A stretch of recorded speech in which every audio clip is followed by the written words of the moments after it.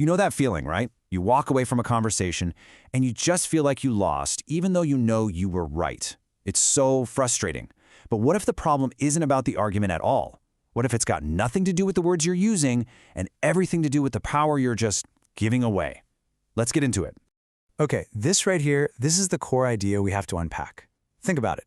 Every single time you feel that pull to defend yourself, to over-explain, to try and force someone to understand your point of view, you're not just wasting your breath, you're actually bleeding out your power. It's this quiet little leak, you know? But trust me, everyone around you can feel it. So, the big question is, how do you stop it? How do you plug that leak? Well, the answer isn't some new trendy life hack. It's actually been around for a long, long time. We're talking about a playbook that's 500 years old. It's a much colder, more calculated way of looking at power. And it was all laid out by the master of the game himself. Yep, Niccolò Machiavelli. All right, so let's jump right into the first major principle, how to stop bleeding power. Now, this is going to feel a little counterintuitive, maybe even a bit strange, but its effectiveness is just brutally simple. Now, let's be really clear here. This is not about being passive. It's not about being weak or just letting people walk all over you. No way. It's the exact opposite. When you choose to ignore something, when you make the conscious decision not to react, that is a strategic power move. You're seizing control of the entire interaction by simply refusing to play their game. Okay, so how do you actually put this into practice? I mean, what does it look like in the real world? It all starts with your most underestimated and most powerful tool, your silence. And we're not just talking about not talking. We're talking about weaponizing it, using it to take back control. So we're going to break this down into 3 key tactics. First up, how to starve the fire when someone tries to provoke you. Second, how to just sit back and let other people perform and basically unravel themselves. And third, how your neutrality can actually become a form of intimidation.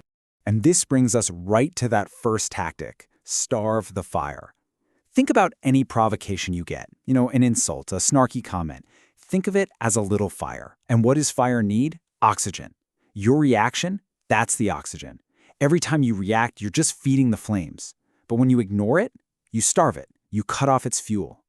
They don't have a target to aim at anymore. They're just swinging at shadows, while you just stand there, preserving all your power. There's a perfect example of this. I heard about this super talented junior executive who basically torched his own career in just a few weeks. Why? Because every single time he was questioned or a rumor started about him, he would immediately jump in to defend himself. He'd over-explain, justify everything with logic and facts. And what happened? Well, here's the kicker. People didn't remember his competence. They remembered his defensiveness. His constant need to react completely overshadowed his talent. All they saw was this insecure, defensive guy. And meanwhile, the other executives, the ones who were quietly rising above him, they said nothing. They just let the accusations collapse under their own weight. And this leads us perfectly into that second tactic, letting other people perform. See, the human mind absolutely hates a vacuum. It hates silence. So when you stay quiet in a tense situation, the other person doesn't calm down. Oh no, they start to panic. They rush to fill that silence, and they usually fill it with their own insecurities, their own anxieties, and they end up exposing their real motives without you having to say a single word. And that brings us to the third piece of this puzzle, neutrality. You see, getting angry can feel powerful in the moment, but it's sloppy. It's basically handing people a roadmap to all of your buttons. Real power, that lies in calm.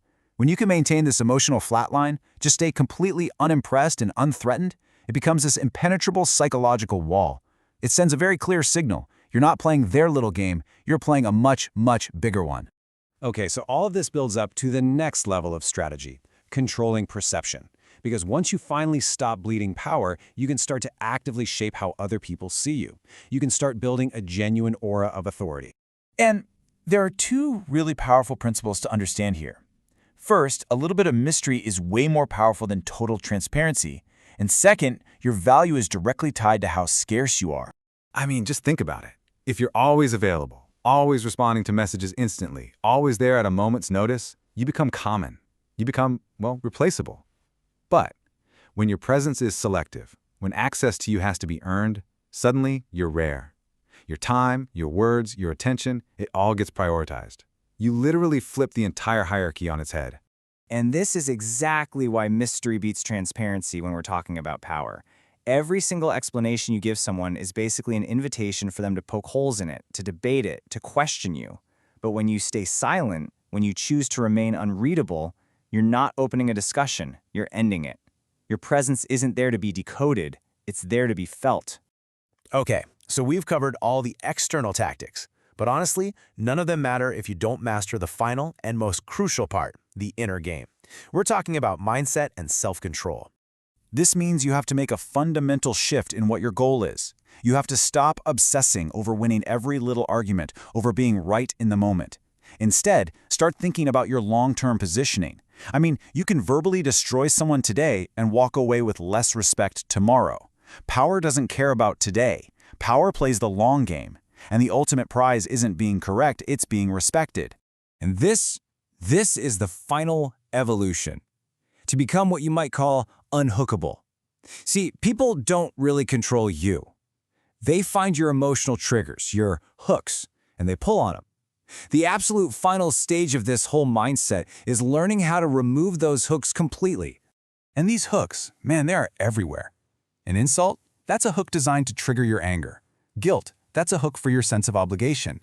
Even something like praise can be a hook for your ego. The trick is to start recognizing them for what they are. Because once you see them, you can start the process of detaching from them. And that's how you become immune to manipulation. So when you put all of these pieces together, you arrive at this really powerful, kind of strange truth about influence. Let's call it the dark power paradox. And the paradox goes like this. The less you desperately try to make people understand you, the more weight your actual presence carries. The less you react, the more people start to watch you. Your stillness in the middle of all the chaos, it becomes magnetic. Everyone's eyes are drawn to the one person who isn't losing their cool.